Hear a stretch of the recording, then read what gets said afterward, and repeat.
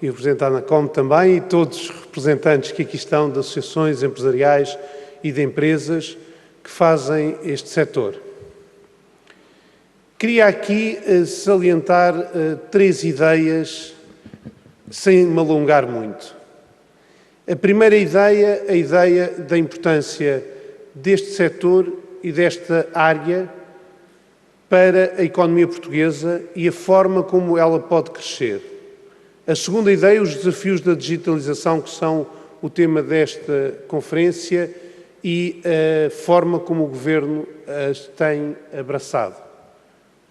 E a terceira ideia, a ideia de como a economia portuguesa está a melhorar, como este setor também contribui para essa melhoria e pode continuar a contribuir. Começando pelo início, eu penso que a digitalização é, sem dúvida, o maior desafio que as economias de todos os países enfrentam. E a grande questão que temos é saber se vamos ser reativos ou vamos ser proativos. No caso do Governo, tomámos uma decisão muito clara desde o início: ser proativos. E ser proativos porque é uma onda que vem a passar, que vai mudar tudo, desde a forma como trabalhamos, à forma como convivemos, à forma como viajamos, à forma como se organiza a logística, à forma como é feita a produção, e vai mudar a forma como é feita a produção, não só no aspecto produtivo, mas na ligação ao consumidor, na ligação entre consumidor e produtor, no próprio design do produto.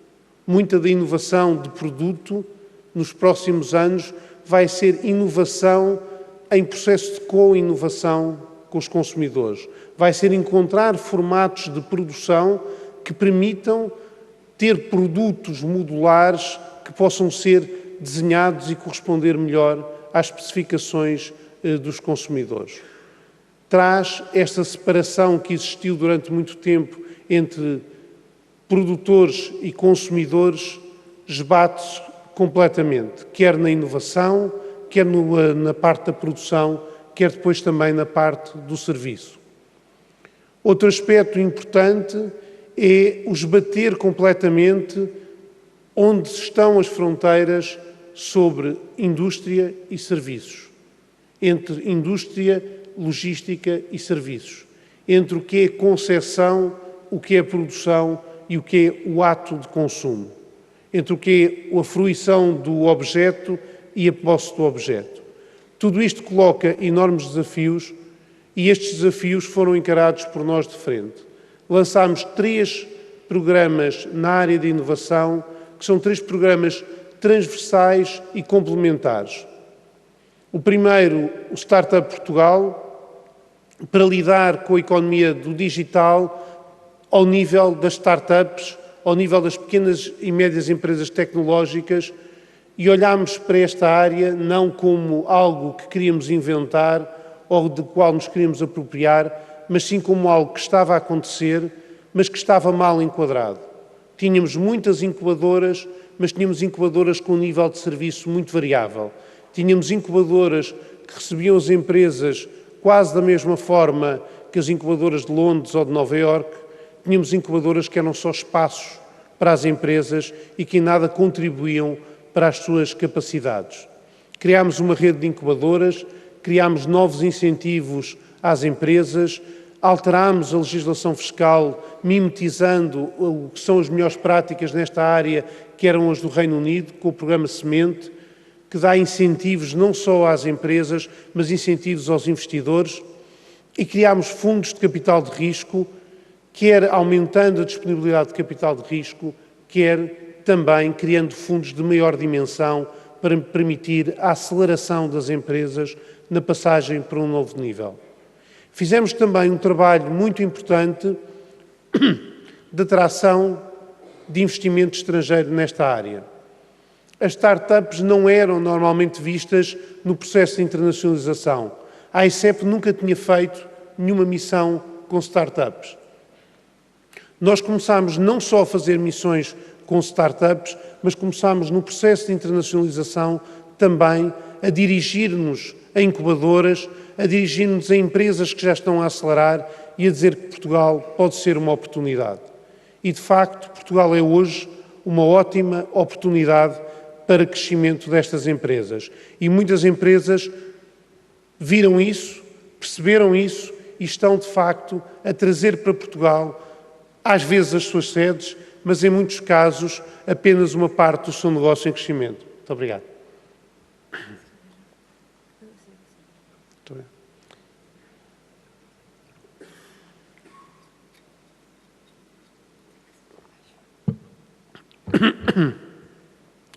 Queria refletir só um pouco, e este seria o segundo aspecto que eu gostaria aqui de considerar, sobre porque é que isso está a acontecer. Antes disso, referir apenas, e não vou aqui desenvolver demasiado, vimos ali fora já projetos que resultam exatamente da Indústria 4.0, que para além do Startup Portugal, lançámos também o programa Indústria 4.0 e o programa Interface, que, dirigindo-se muito mais às pequenas e médias empresas industriais, o que faz é exatamente pegar nos centros tecnológicos e nos centros de inovação e alavancar o seu esforço de transferência de tecnologia, fazendo com que eles façam chegar às empresas novas soluções, quer da indústria 4.0, quer da digitalização, quer uma área em que estes centros tecnológicos ainda não estavam a fazer tanto trabalho como deviam, quer também de outras áreas, como por exemplo a economia circular, que está também muito ligada à ideia de digitalização e que permite, de facto, aumentar a eficiência, melhorar a competitividade e melhorar também a sustentabilidade destas indústrias. Portugal, neste momento, está a receber muitos serviços partilhados. Há uns anos atrás, estes serviços partilhados começaram muito com os call centers. Neste momento, não é o foco destes serviços, os call centers. Portugal tem uma situação única que é muito interessante na Europa. Quando olhamos para as qualificações da nossa população com 25, 35 anos, vemos que comparam bem com as qualificações das pessoas da mesma geração na Alemanha, em França. São melhores, por exemplo, claramente melhores do que a maior parte dos países do sul da Europa, mas comparam bem com países como a Alemanha, a Inglaterra, a Suécia, com todos esses países. Quando olhamos para as qualificações das pessoas dos 55 aos 65, estamos a falar de uma diferença abismal. Na Alemanha, esta geração dos 55 aos 65 tem o mesmo nível de qualificações que a geração dos 25 aos 35. Em Portugal, esse de decalagem é de 4, 5 vezes menos na geração mais velha. O que acontece é que, enquanto na Alemanha, na Inglaterra e em muitos desses outros países há uma estabilidade, em Portugal há uma ruptura, e uma ruptura positiva de mais qualificações. Mas isso coloca um problema e uma enorme oportunidade. O problema é que temos uma geração muito qualificada a encaixar numa estrutura produtiva que foi feita para uma população muito menos qualificada. E isto, de facto, é um problema. E tem sido um problema. E se não houver uma resposta forte, isto será um problema. Porque o tipo de estrutura produtiva que Portugal tem não é o tipo de estrutura produtiva que possa encontrar empregos para esta geração mais qualificada. É verdade que a estrutura produtiva portuguesa tem mudado, é verdade que estamos a trabalhar muito para que ela mude ainda mais. E estamos a trabalhar, quer ao nível interno, de facto, com os apoios que estamos a dar à inovação produtiva, para que dentro dos mesmos setores mude a estrutura de qualificações, mas também para que surjam novos setores.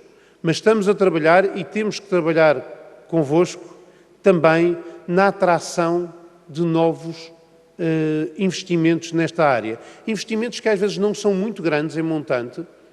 Um investimento que crie 400 postos de trabalho na área de serviços partilhados, às vezes é um investimento inicial de 2 milhões, depois tem um investimento de formação, às vezes muito maior do que esse, mas cria, às vezes, 200, 300, 400 postos de trabalho altamente qualificados e, portanto, o valor acrescentado que cria para a sociedade nos 10 anos seguintes é muito, muito elevado. A estrutura de incentivos que temos ao investimento do Portugal 2020 não é a mais adequada para dar incentivos a estes investimentos. Felizmente, o que temos é boas infraestruturas tecnológicas, espaço a um preço muito mais barato do que nos outros países, mas o que temos principalmente é talento. E quando digo que a mesma geração na Alemanha tem as mesmas qualificações que Portugal, que são as mesmas da geração mais velha, na Alemanha e na Inglaterra e em muitos destes países, isso levou a uma falta de pessoas qualificadas. Porquê? Porque, sendo a mesma estrutura de produção, a maior parte das indústrias tornaram-se mais intensivas na utilização de qualificações. E é essa falta de qualificações que têm e o aparente excesso de qualificações que podemos ter, que cria também, se é um problema de encaixe na estrutura, cria também uma enorme oportunidade. E essa enorme oportunidade é a oportunidade em que estamos a trabalhar. E estamos a trabalhar atraindo investimento, mas também trabalhando para melhorar essa oferta de qualificações. Porque mesmo em Portugal há escassez de pessoas qualificadas e há pessoas qualificadas que se calhar estão no desemprego, que precisam de ser reconvertidas, às vezes marginalmente, ou seja, têm cursos de 3, 4 anos e precisam de fazer um curso de 3, 4 meses para poderem utilizar o que já sabem de uma outra forma, utilizando, por exemplo, as competências digitais. Este é um grande desafio que temos. Mas é um desafio que, quando desistimos e baixámos os braços, teve um resultado muito visível, que foi a saída maciça destas qualificações. Esta nova geração, com mais competências, com mais capacidade de fazer crescer o país, estava a sair em grande escala. E se continuasse a sair, condenava claramente o país a ter um crescimento lento e a ter um nível de desenvolvimento mais lento, de um progresso do nível de desenvolvimento mais lento nos próximos anos. A grande oportunidade que Portugal tem de crescimento económico nos próximos 20 anos vem exatamente de estarmos a substituir gerações que não tiveram oportunidades e que são muito pouco qualificadas por gerações muito melhor qualificadas. E é muito importante que as gerações mais velhas percebam esse desafio, ajudem a integrar estas gerações, façam subir mais rapidamente as pessoas mais jovens nas empresas e abracem o que estas pessoas podem dar. Da nossa parte, estamos a trabalhar para que, adaptando a sua formação, elas se integrem melhor no mercado de trabalho, mas estamos a trabalhar também muito para trazer para Portugal os investimentos que podem criar empregos para essas pessoas e para fazer crescer as tais startups que já têm agora 50, 100, 200 pessoas, mas que podem ter, dentro de 3, 4 anos, 1000 ou 2000 pessoas e podem estar a ser uma fonte enorme de crescimento económico. Essa é a nossa grande oportunidade de, com os resultados que já conseguimos, os manter. Peço desculpa que a minha voz não está no melhor, mas vou terminar um pouco por onde comecei. Existem os desafios do digital, existe muito o desafio de esta alteração da estrutura portuguesa. Mas há também aqui uma adaptação muito interessante. Nós temos, porque começámos as nossas universidades ao nível de software ao mesmo tempo que todos os países da Europa, universidades muito boas em software. Universidades que, ao nível de informática, estão ao nível das melhores do mundo. Temos pessoas qualificadas nessa área muito boas. E temos uma indústria que sofreu um impacto enorme da globalização e cujo grande desafio que se lhe colocou com o nearshoring foi conseguir responder em tempo, com séries muito diversificadas e com níveis de qualidade muito exigentes. O nearshoring que voltou da China para Portugal, que voltou do Oriente para Portugal, voltou porque em Portugal as empresas conseguiam fazer produtos com uma garantia de qualidade que não se conseguia no Oriente, porque conseguiam dar resposta em semanas e não em meses, e porque conseguiam ter produções flexíveis com custos competitivos. E é óbvio que quando se produz em massa 100.000 unidades, se tem economias de escala diferentes de quando se produz 10.000 unidades a 200 de cada tipo. Mas nós conseguimos ser competitivos com produções muito diversificadas. Ora, isto é exatamente o desafio que a indústria 4.0 coloca. A customização dos produtos vai exigir esta capacidade de resposta rápida, os consumidores não vão querer ficar meses à espera daquilo que encomendaram, vai exigir uma resposta com qualidade sempre, qualquer erro, quando a compra é feita online, paga-se caríssimo, e vai exigir também muita flexibilidade em produções customizadas que, no limite das pequenas séries, vão ter séries únicas e vão ter produtos únicos para cada consumidor. E isto a nossa indústria aprendeu a fazer e aprendeu a fazer bem. O que ainda não aprendeu totalmente e precisa muito deste apoio e desta interligação entre as startups, entre as empresas de software e entre as PMEs, e é por isso que estamos a trabalhar muito no reforço dessa ligação. O que ainda não aprendeu foi a chegar ao mercado, foi a usar todo o potencial dessas tecnologias para chegar mais longe. A economia portuguesa está, neste momento, a ter um bom momento. Está a ter um crescimento a 3%, está a ter um crescimento que é o mais alto dos últimos 18 anos e está a ter um crescimento puxado principalmente pelo investimento e pelas exportações. A economia portuguesa demonstrou que é competitiva e que conseguiu devolver rendimentos e devolver confiança aos cidadãos, continuando o processo de consolidação orçamental, que conseguiu aumentar os salários e aumentar o salário mínimo e voltar a discutir as questões de precariedade e diminuir a precariedade e dar confiança aos nossos jovens para cá ficarem ou para cá voltarem, conseguiu fazer isso e ter um crescimento de 12,5% das exportações, um crescimento que é um dos mais altos dos últimos anos. A economia portuguesa provou e tem que continuar a provar que consegue ser competitiva, dando boas condições a esta geração mais nova. Porque se não o conseguir provar, se não conseguir vencer essa batalha, sabemos o que é que essa geração mais nova vai fazer e isso é o pior que podia acontecer ao país. Conseguimos isto com muitas das empresas que aqui estão e com muitas outras empresas que, não estando aqui de outros setores, também trabalharam para esse sucesso. Conseguimos isso com um crescimento das exportações muito interessante em setores como os produtos metálicos, como a indústria de componentes, as máquinas, mas também nos serviços partilhados, também no turismo. Conseguimos isso com uma forma diversificada que demonstra que em muitos setores em que há empresas com projetos inovadores, Portugal consegue ser muito competitivo. E que esses setores vão do turismo ao agroalimentar, passando pelo software, passando pelas empresas de serviços partilhados. Portugal tem muita capacidade de dar resposta, porque de facto Portugal, mesmo nos anos de crise e no período anterior em que teve que enfrentar a globalização, se transformou. Transformou as suas infraestruturas, transformou as suas universidades, transformou os seus recursos humanos, transformou as suas instituições e continuamos a trabalhar com o Simplex e com a modernização administrativa nesse sentido, mas transformou-se num país capaz de responder aos desafios que aí vêm e aos desafios da digitalização, mas também aos desafios da competitividade no mercado global. Uma das melhores coisas que nos aconteceu foi a entrada para a União Europeia, mas a entrada para a União Europeia teve, numa primeira fase, uma armadilha em que nós não conseguimos evitar cair, que foi a armadilha de termos entrado para um mercado que ainda estava protegido do exterior, de termos centrado a nossa competitividade em setores em que éramos bons e melhores e mais competitivos e mais baratos dentro da União Europeia, mas em que crescentemente havia outros players no mundo que eram mais competitivos. Neste momento, o nosso crescimento e a nossa competitividade é feita em empresas que trabalham no mercado global, que competem em mercados europeus e extra-europeus com empresas de todo o mundo. É, nesse sentido, uma competitividade muito mais robusta. Eu tenho confiança que Portugal vai vencer este desafio.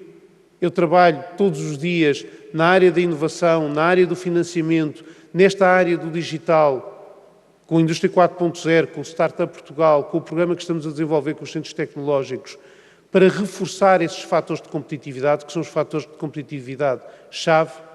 Trabalho também, e muito próximo com a ICEP, na captação de investimento estrangeiro e numa captação de investimento estrangeiro diferente da que foi a do passado, mas temos que trabalhar todos em conjunto, porque eu penso que são as empresas que aqui estão hoje também, que afirmam internacionalmente que em Portugal, com o sucesso que aqui têm, quer as empresas portuguesas, quer as empresas estrangeiras que cá estão, afirmam que é bom, é interessante para as empresas internacionais trazerem mais negócio para Portugal, que é bom e que é interessante e que se pode, a partir de Portugal, ter sucesso no mercado global.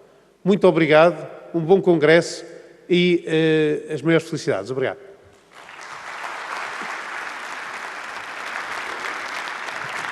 Agradecemos a presença do Sr. Ministro no Congresso da APDC. Vamos prosseguir agora com duas sessões em simultâneo. Regulação aqui no grande auditório e transformação digital na organização no pequeno auditório. Assim, convidamos os participantes interessados nesta sessão a dirigirem-se ao pequeno auditório. Agora, convido os oradores da sessão da regulação a ocuparem os seus lugares no palco.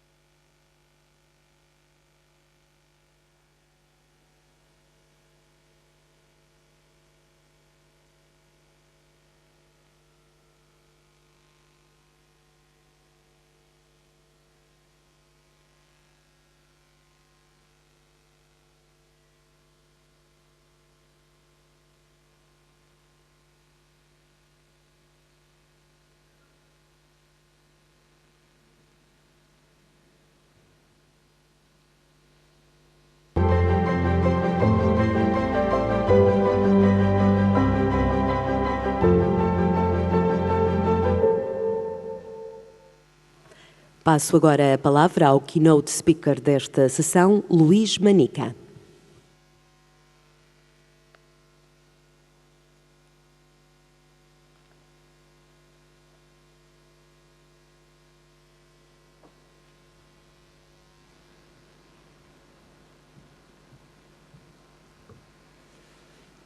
Bom dia a todos.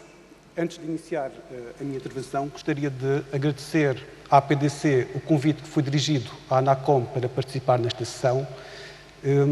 É com muito gosto que aqui estou em representação da ANACOM e espero poder contribuir com algumas ideias para o debate que se irá seguir. Um cumprimento especial também aos meus colegas do painel e espero que tenham depois uma boa discussão. Vou estruturar a minha intervenção ao longo destes objetivos, que são os objetivos que estão no quadro nacional e comunitário relativo às comunicações eletrónicas. Temos a promoção da concorrência, o desenvolvimento do mercado interno e a defesa dos interesses dos cidadãos. Com o novo Código das Comunicações Eletrónicas, que está atualmente em discussão no seio europeu, foi introduzido um novo objetivo: incentivar o investimento e a adesão de serviços baseados em redes de alta velocidade.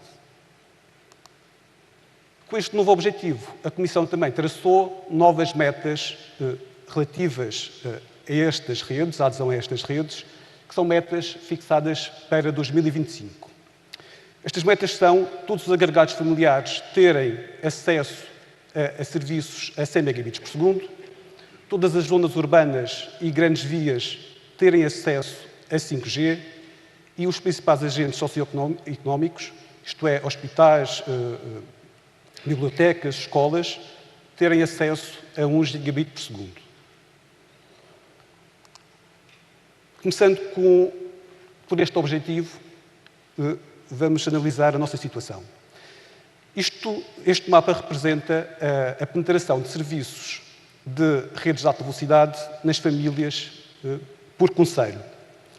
Em 2009, esta penetração era praticamente inexistente. Havia alguns concelhos onde existiam famílias com este tipo de serviços, mas a nível nacional a situação era quase inexistente. Peço a vossa atenção para a evolução que se verifica desde esta altura. A penetração destes serviços foi aumentando progressivamente e no segundo trimestre de 2017 já existem mais de 50% de famílias que subscreveram serviços de banda larga suportados em redes de alta velocidade. O que é que este número representa, estes 51%? Para isso, vou introduzir os objetivos da Agenda Digital Europeia 2020. São dois objetivos que estão fixados em relação às redes de alta velocidade. O primeiro, que todos os alojamentos tenham cobertura de redes de alta velocidade, isto é, cobertura a pelo menos 30 megabits por segundo. Um segundo objetivo, que pelo menos 50% das famílias subscrevam serviços com débito igual ou superior a 100 megabits por segundo. Como é que Portugal se encontra nestes dois objetivos? Verificamos que temos 81% de cobertura, isto sem contar com duplas cabelagens,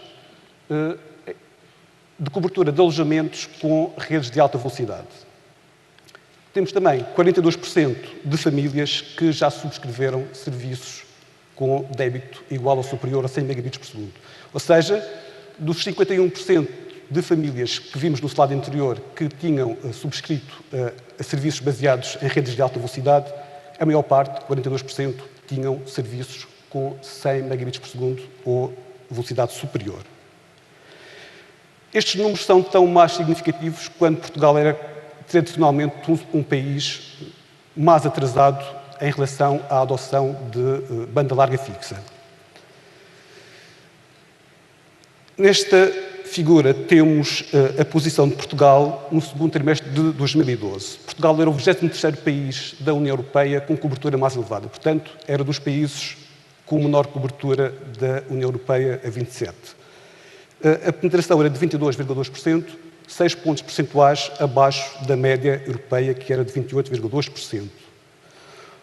No segundo trimestre de 2017, Portugal já é o 11º país com cobertura mais elevada. Portanto, houve aqui uma evolução bastante significativa. Está apenas a 1 ponto percentual da média da União Europeia. Falamos de adesão, principalmente nestes dois últimos slides. Vou-vos apresentar agora a cobertura de alojamentos em termos de redes de alta velocidade. Estão aqui listados os vários países da União Europeia e as coberturas tanto em redes de fibra óptica como em redes de cabo atualizadas com a norma DOCSIS 3.0. Em termos de fibra óptica, Portugal é o país com maior cobertura deste tipo de redes. Tem 86% de cobertura. Atenção que neste número estão incluídas duplas cabelagens, tal como estão também nos outros Estados-membros. A média da União Europeia era de 24%. Portanto, Portugal tem um valor bastante superior à média europeia. Em termos de alojamentos cabelados com redes de cabo, a situação também é bastante positiva.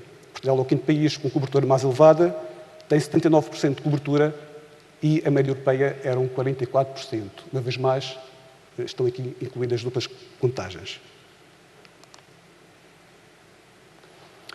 Vimos a adesão a este tipo de redes, a cobertura nas redes de alta velocidade. Vamos agora passar para a promoção da concorrência. Primeiro slide, vou-vos apresentar a percentagem de alojamentos cabelados pelos operadores alternativos nos vários Estados-membros. Em relação ao cabo, a maior parte dos países tem cobertura por parte dos operadores alternativos. No fundo, na maior parte dos países, o cabo é operado, a rede de cabo é operada por operador alternativo, não pelo operador histórico. Acrescento a cobertura de fibra nos vários Estados-membros. Onde é que se situa Portugal? Portugal é o país da União Europeia onde os operadores alternativos mais investiram em redes de fibra óptica e redes de cabo. Temos 123% de cobertura, outra vez com duplas cabelagens. Para esta situação, muito tem contribuído o acesso a condutas e a postes da MEO. Este acesso é regulado desde 2006 no tocante às condutas e desde 2010 no tocante aos postes.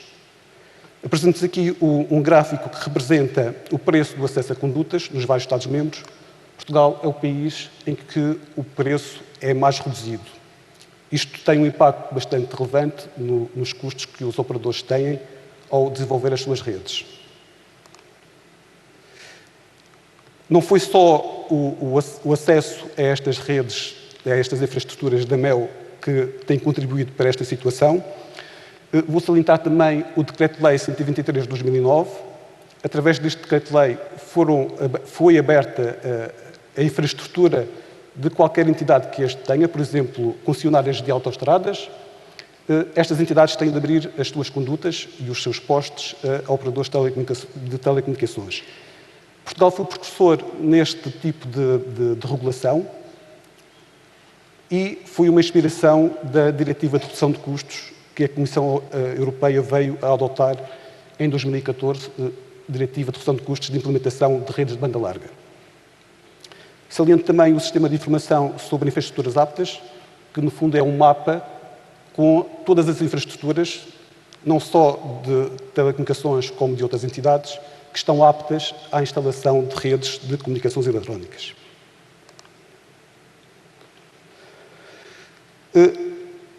Estes dados resultam no seguinte: hoje em dia, como referi no slide anterior, 81% da população tem escolha de pelo menos um operador com redes de alta velocidade.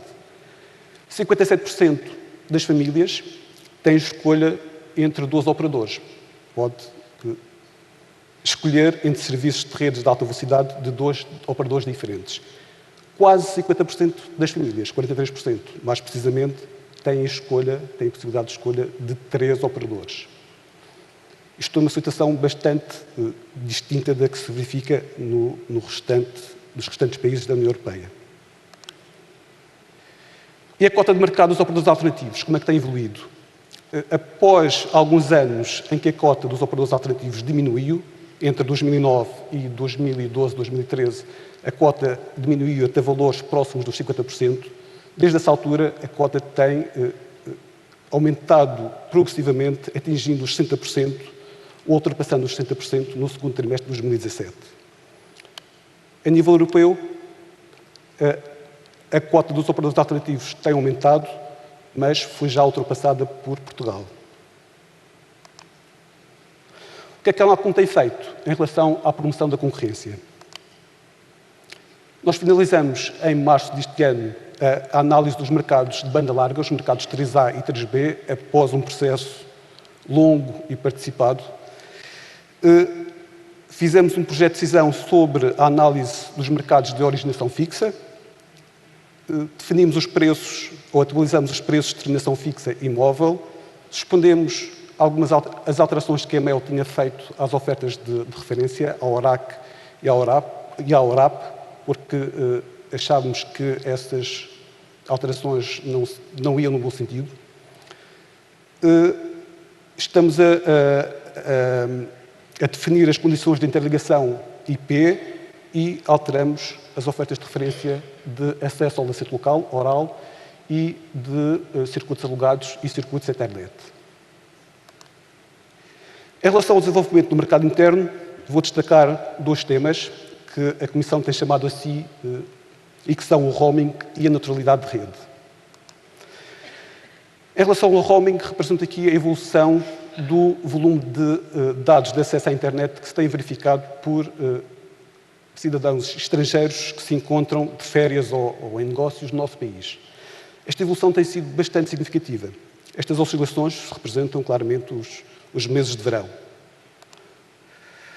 Identifico aqui 3 momentos, que foram 3 momentos em que a Comissão interveio neste tema. Em 2012, a Comissão definiu pela primeira vez preços de retalho aplicáveis ao acesso à internet, em roaming. Em junho de 2016, entrou em vigor o Home Like at Home Plus e, na sua totalidade, em junho de 2017. Como é que isto compara com os portugueses que se deslocam ao estrangeiro? Temos um volume de tráfego bastante inferior. Isto pode ser explicado não só pelo turismo, Portugal está na moda e isso vem na comunicação social, portanto, temos muitos estrangeiros que nos visitam. Pode também ser explicado pela baixa adesão da internet móvel que se verifica em Portugal face aos restantes países da União Europeia. Internet móvel em banda larga, digo. Apresento também a mesma evolução para as chamadas, isto é, os números de minutos originados tanto por estrangeiros que nos visitam como de portugueses que vão lá fora. Esta diferença não é tão grande como a que se verifica no gráfico de cima. Em relação à neutralidade de rede, vou destacar 2 aspectos. O zero rating, isto é, o tratamento preferencial que tem sido dado a algumas aplicações em detrimento de outras. Isto poderá afetar a concorrência e, não sendo uma situação explicitamente proibida nos termos dos regulamentos da Comissão Europeia, é uma situação que merece ser acompanhada e analisada. Segundo aspecto, as questões de transparência para com o utilizador final e, em particular, as diferenças que poderão existir entre a velocidade contratada e a velocidade que é efetivamente disponibilizada ao utilizador final. Aqui também destaco a ferramenta que a Anacom tem para possibilitar a verificação deste tipo de divergências, o NetMed. Em relação à defesa dos interesses dos cidadãos, vou destacar um tema, as reclamações. As reclamações em 2016 atingiram quase as 70 mil reclamações, a maior parte das quais no setor das comunicações eletrónicas. 58 mil reclamações no setor das comunicações eletrónicas, o restante no setor postal. O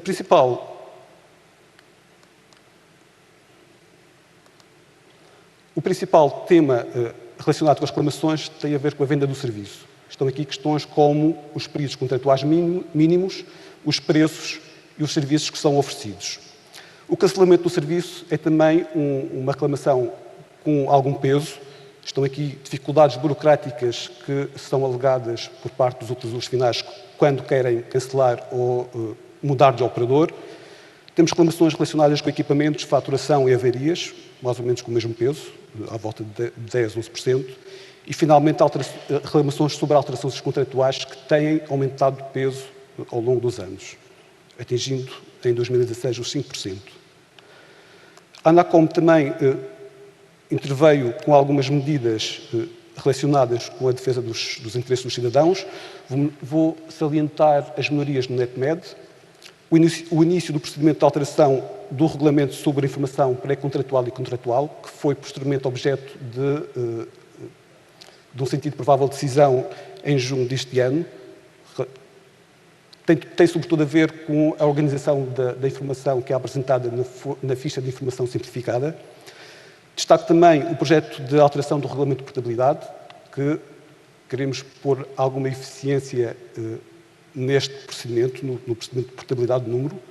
A consulta pública sobre o Serviço Universal foi feita durante o verão e as medidas corretivas sobre as alterações contratuais que foram efetuadas em julho e agosto. Quanto a desafios, saliento estas 5 vertentes: a concorrência, a conectividade dos consumidores, a segurança e a tecnologia. Em relação à concorrência, é conhecida já a intenção da MEU se concentrar com a média capital. Está aqui em causa a convergência e os conteúdos. Portanto, é um desafio com que temos de lidar e ter em particular atenção. As concentrações e oligopólios são um tema que tem vindo a ser identificado ou tem surgido na União Europeia. Temos assistido a algumas concentrações entre operadores, concentrações horizontais. Isto pode levar a estruturas de mercados oligopolísticas. E temos os temas também da neutralidade de rede e qualidade de serviço, que poderão ter questões de concorrência. Conectividade / consumidores, serviço universal e os investimentos no 5G e nas redes de alta velocidade. Questões de segurança, a privacidade e a proteção dos dados, cada vez mais um tema atual. Questões de tecnologia, os OTTs, como regulá-los, se é necessário regulá-los, e a internet das coisas, de que dentro de uns anos vamos ter muitos equipamentos ligados e poderá também haver aqui algumas questões de concorrência. Em relação aos consumidores, o tratamento de reclamações, como já vimos, é uma situação que nos preocupa, e os contratos e fidelizações. Em relação ao setor postal, e para terminar, primeiro, em relação ao setor, verifica-se que o tráfego postal está em queda.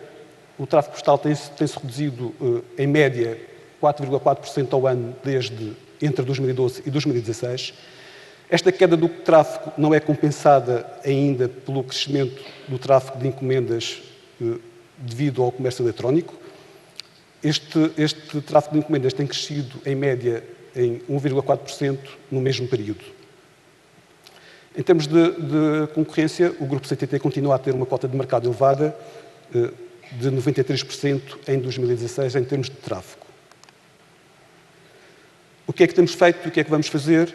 Definimos recentemente os objetivos de necessidade de rede postal e de ofertas mínimas dos serviços que devem ser verificados no triênio de 2018 a 2020.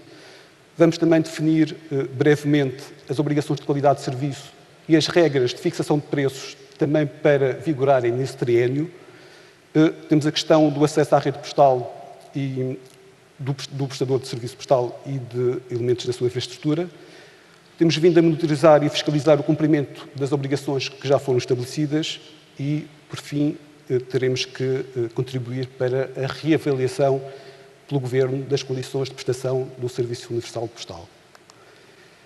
E obrigado pela vossa atenção.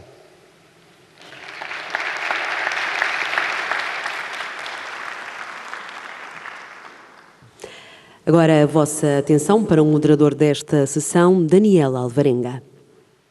Olá, muito bom dia a todos. Bem-vindos ao painel sobre regulação. Antes de mais, agradecer à APDC e ao Dr. Rogério Carapuça pelo convite. E, antes de mais, vou já passar às apresentações muito breves, porque temos muitos temas para abordar.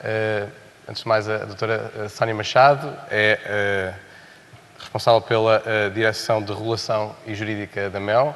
A doutora Madalena Sutcliffe é diretora jurídica e de regulação da Vodafone. A doutora Sónia Machado, Filipa Carvalho, a doutora Filipa Carvalho, que é a diretora jurídica e de regulação da NOS, e o doutor André Grosjão, CFO do CTT, e tem também as responsabilidades de regulação dentro do CTT. Gostaria de começar pelas questões europeias. Vimos um dos pontos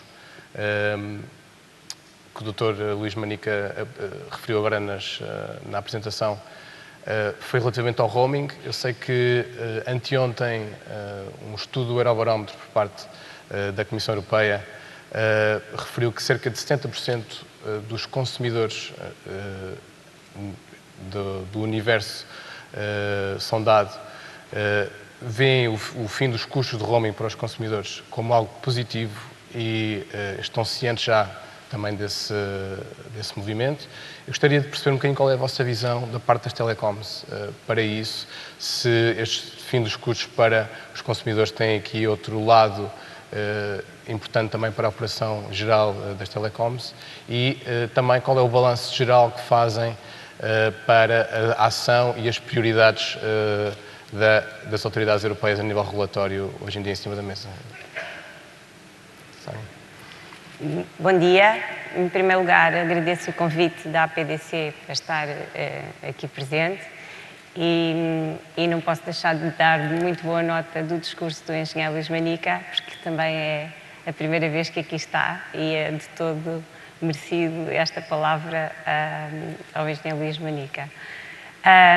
Quanto ao roaming, nós, de facto, temos alguns desafios pela nossa frente, agora já depois do RELA estar completamente implementado e que são conhecidos e que já foram, por muitas vezes, identificados, como seja o combate a utilizações indevidas do roaming, e o segundo é a alteração de comportamento de utilização dos dados, principalmente dos dados em roaming, e estes dois desafios permanecem e vão continuar para o futuro com, obviamente, ónus sobre os operadores. Nós verificámos e nós constatámos e confirmamos também os dados e a informação apresentada pela Anacom relativamente à utilização dos serviços de roaming, principalmente no verão. Obviamente que as nossas redes e a nossa rede está preparada e vai estar preparada e faz parte da nossa estratégia de gestão de rede, estar preparado para este tipo de comportamentos. De qualquer maneira, não há dúvida e não podemos esquecer que este tipo de gestão e este aumento de utilização dos dados e da nossa rede em decorrência do RLA também traz desafios de investimento e de novo investimento e, portanto, aqui estamos para, com mais investimento, fazer face a este tipo de utilizações. Quanto à questão da fraude, que é uma questão que tem vindo a ser falada muito ao nível das utilizações indevidas e excessivas do roaming, através das políticas, o que a Mel tem feito e vai continuar a fazer, naturalmente, é através das políticas previstas de PURs e através de mecanismos de fraude e de prevenção de fraude individuais, fazer face a esse desafio. Sendo que, neste momento, podemos dizer que o roaming é só mais um desafio que temos pela frente e, portanto, que nos vai aqui desafiar a mais capacidade de investimento em rede. Mas estamos para isso aqui. Madalena, estão confortáveis com estas novas regras? Já se sente-se que já não há volta atrás? Qual é que tem sido o impacto nestes primeiros meses do fim dos custos de roaming aqui nas redes em Portugal? Bom dia, Daniel. Bom dia, audiência. Bom dia, uma palavra especial ao Sr. Presidente da Anacom e ao Engenheiro Luís Manica pelo belíssimo discurso que fez e a todos os membros do Governo aqui presentes e a todos. Um obrigado à PDC. Eu, se calhar, até me centrava mais um bocadinho sobre a questão europeia do código. O roaming é uma realidade, está adotado. Subscrevo inteiramente as palavras da Sónia Machado em relação aos desafios. Portanto, de facto, temos muito turismo, somos recebedores e é óbvio que conseguimos acomodar este ano, mas há desafios, naturalmente, e, portanto, há uma questão de sustentabilidade, sobretudo com os preços grossistas fixados a nível europeu a baixar e, portanto, obviamente que há aí uma questão. O Código Europeu e estas novas regras europeias que aí vêm, que serão uma realidade em 2020, 2021, tinham 2 ou 3 desígnios muito importantes e que se relacionam também com isto, que é, desde logo, a promoção do investimento, portanto, encorajar o investimento. E isso é relevante na medida em que ao Código subjazia uma ideia de preocupação de não sobreoneração do setor, com taxas de espectro elevadas que, enfim, sejam vistas como uma forma de extração de renda. Portanto, todo o Código, ao Código subjaz esta ideia. E, portanto, é preciso ter cuidado que essa ideia inicial do Código não seja desvirtuada agora no período negocial que se segue. E outra ideia também era anular as diferenças regulatórias entre Estados-membros, portanto, promover uma maior harmonização, precisamente para promover estes objetivos europeus de construção do mercado único e digital e de encorajar o investimento no 5G e na fibra óptica para permitir um e-commerce e um IoT e a indústria 4.0 a nível europeu. Portanto, é muito importante que medidas, enfim, como o roaming, outras medidas que possam surgir, tenham esta preocupação de encorajar a sustentabilidade do setor. Portanto, eu faria assim mais um big picture destas duas ideias fulcrais. Uma terceira do Código, que eu acho que também vale a pena dizer, é que o Código encoraja o co-investimento. Portanto, soluções que sejam eficientes do ponto de vista económico para um país, mais do que cobrir com 3 autoestradas concorrentes. Filipe, nós temos sido as mais vocais a lamentarem o roaming e a pressão que poderia colocar nas redes. A questão do co-investimento também é muito importante. Quais tem sentido pressão, de facto, nestes primeiros meses de utilização do roaming e quais são aqui as prioridades? Já falámos aqui também da questão do espectro 5G, também que visão é que tem para essa questão? Bom dia a todos. Vou também repetir as palavras das minhas colegas. Parabéns ao engenheiro Luís Manica pela introdução e pela fotografia do setor, muito bem feita, muito clara. Em relação, e agradecer à PDC o convite, claro. Em relação às questões que me põem, no que diz respeito ao RLA, eu penso que quer a Sónia, quer a Madalena já disseram aquilo que que a nós também entende serem as preocupações. Obviamente que o impacto para o consumidor é positivo, é inegável, e foi a vontade europeia que se impôs. Aquilo que nós sempre dissemos é que isto teria um impacto financeiro e claro para Portugal, para um país que é pagador líquido de receitas grossistas, e isso verifica-se, e não há uma correspondente compensação de utilização ou de receitas retalhistas.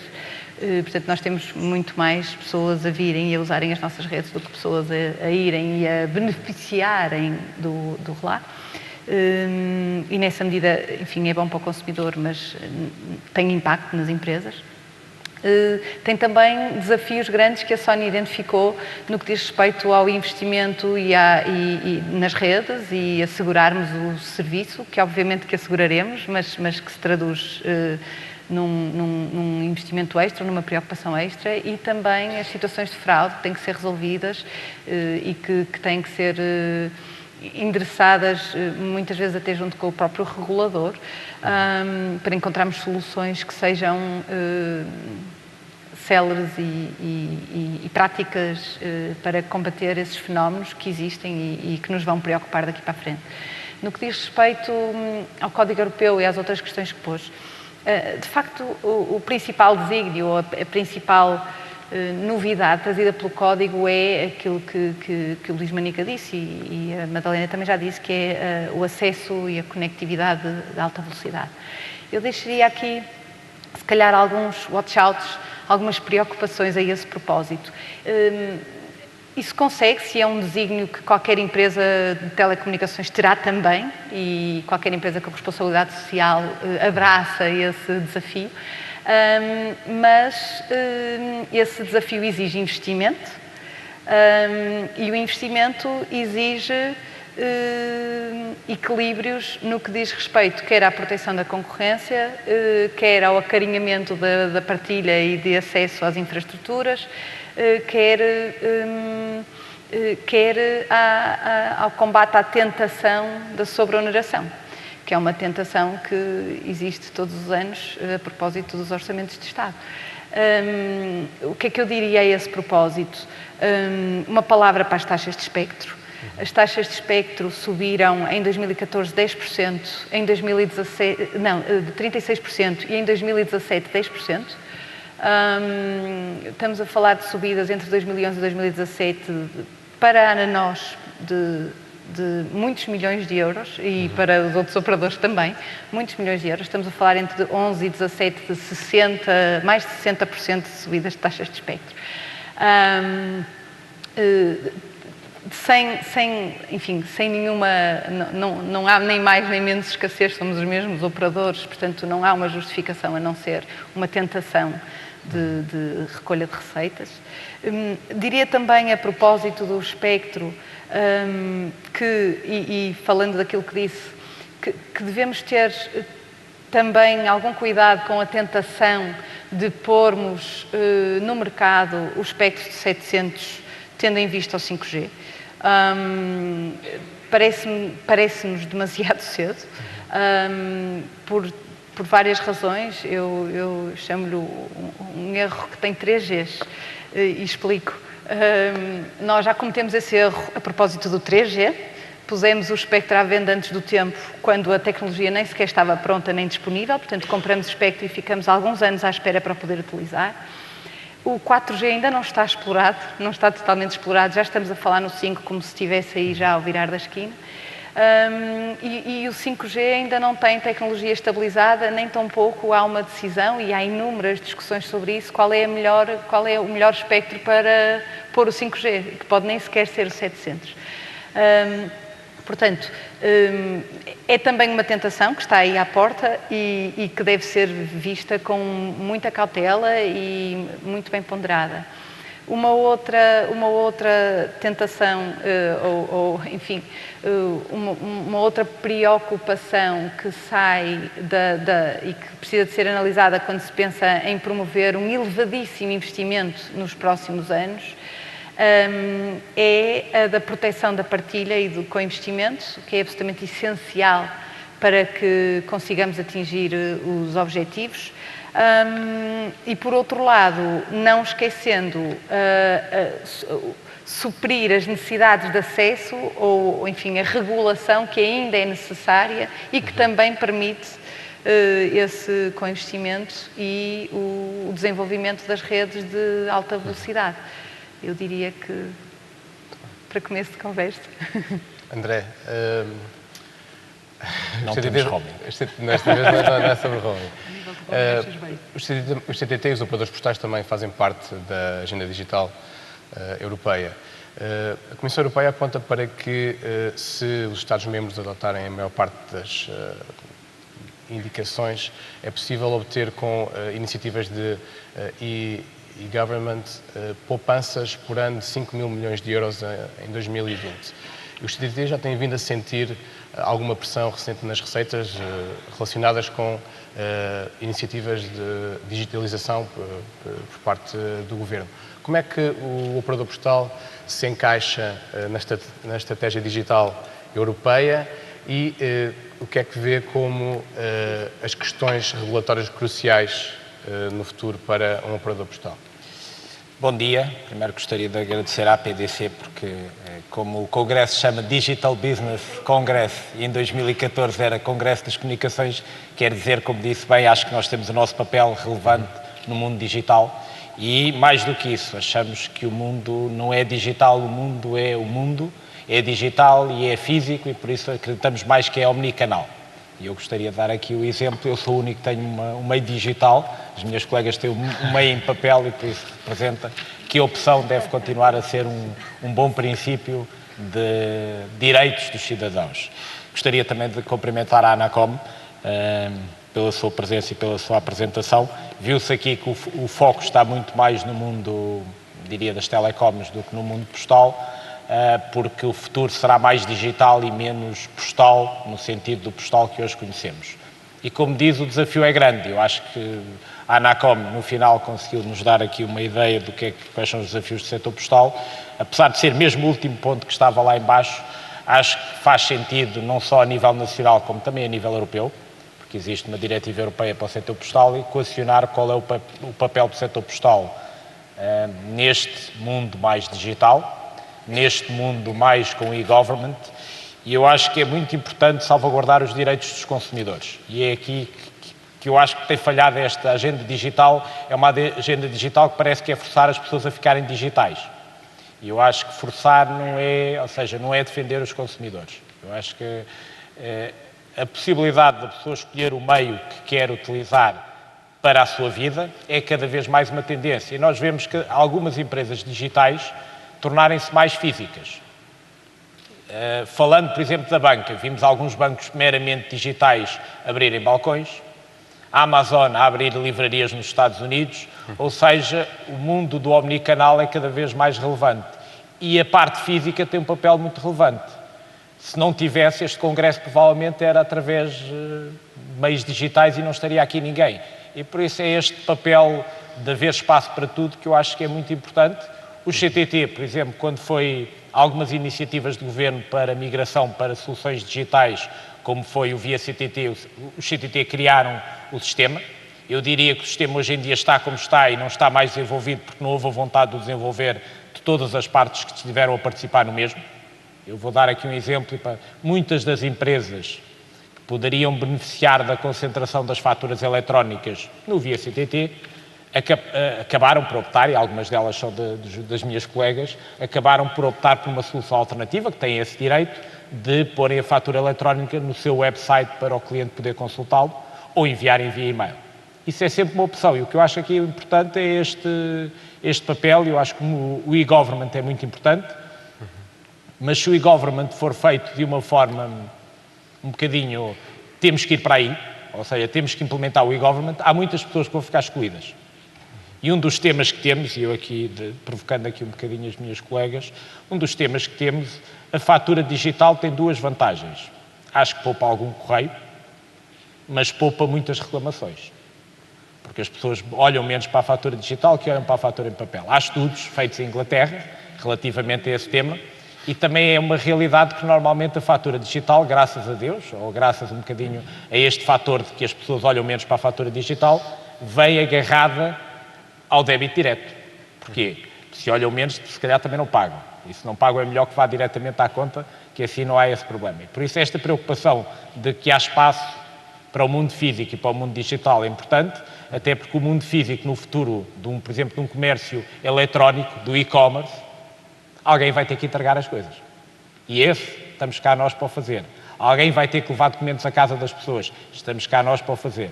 Ou seja, mundo digital sim, mas nós somos pessoas, o mundo continua a ter uma componente física muito relevante. Acho que o papel digital, por exemplo, pós-CTT, vai ser fundamental para nós nos modernizarmos e para no futuro termos uma estrutura provavelmente mais eficiente, aproveitando tudo o que o digital nos pode trazer. Numa lógica de sempre optar pelo qual é a melhor solução, física, digital ou interligar as duas. Obrigado. Mídia.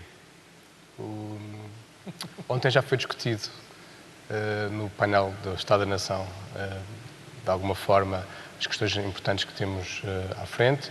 Estamos perante uma mudança de paradigma e o papel dos reguladores vai ser central. De forma muito geral, acham que a atitude deve ser num sentido mais restritivo ou relaxado ao nível das operações que estão em cima da mesa, não só em Portugal, mas a nível global? Sónia. Bem, vou começar pelo fim da sua pergunta, porque me parece que hoje em dia, e esta mudança de paradigma que todos nós identificamos e que todos nós sabemos que está a acontecer e para o qual todos nós temos que estar preparados, coloca desafios importantes ao nível da regulação e ao nível dos reguladores, e nós, obviamente, que concordamos com isso e identificamos claramente essa exigência. Eu gostava de começar, é estranho, mas gostava de começar a responder a esta questão do desafio e do papel dos reguladores por mencionar um discurso que o chairman do BEREC, é estranho ser eu a falar do chairman do BEREC, mas de facto o chairman do BEREC ontem fez um discurso num evento internacional em que identificou alguns desafios da regulação e os desafios do regulador por forma a facilitar e atrair o investimento para a Europa. E há dois desafios que estão em cima da mesa e que estão em cima do regulador, por forma a que esse investimento aconteça e aconteça de forma sustentada. E os dois desafios que ele identificou são a previsibilidade e a consistência. Naturalmente, nós já dizemos isto há muito tempo, mas agora num momento destes em que há de facto uma alteração de paradigma, em que temos uma entrada e uma alteração absolutamente disruptiva no setor das telecomunicações, não só com os mídia, mas com os OTTs, ele dizia e acabava ligando estas duas, previsibilidade e consistência, dizendo que só a independência é que consegue garantir a previsibilidade e a consistência. E, portanto, nós vamos ter três princípios que vão estar muito presentes e que consideramos que são absolutamente essenciais, não só na questão dos mídia, como na questão do quadro regulatório OTTs e também na questão das análises de mercado, identificação de problemas e falhas de mercado. E, portanto, este desafio é um desafio pelo qual nós também, enquanto operadores, vamos pugnar, porque, de facto, são a vontade de investir e a vontade de atrair investimento para Portugal tem que ter alguma sustentabilidade e alguma motivação, e estes três pilares são absolutamente essenciais para que tal aconteça. Assim sendo, vejo o papel dos reguladores, e isto na perspectiva da regulação propriamente dita e não na perspectiva política, porque não me cabe a mim fazer comentários relativamente a esse tema, mas a regulação assenta, tanto a regulação ex ante e ex post, como nós assim a conhecemos, assenta numa coisa muito básica, que é a existência de falhas de mercado. E, portanto, a existência de falhas de mercado identificadas em factos ou em indícios absolutamente sustentados de que existem ou podem haver falhas no mercado identificado, exigem então uma intervenção regulatória por parte dos reguladores que forem competentes em cada um desses mercados.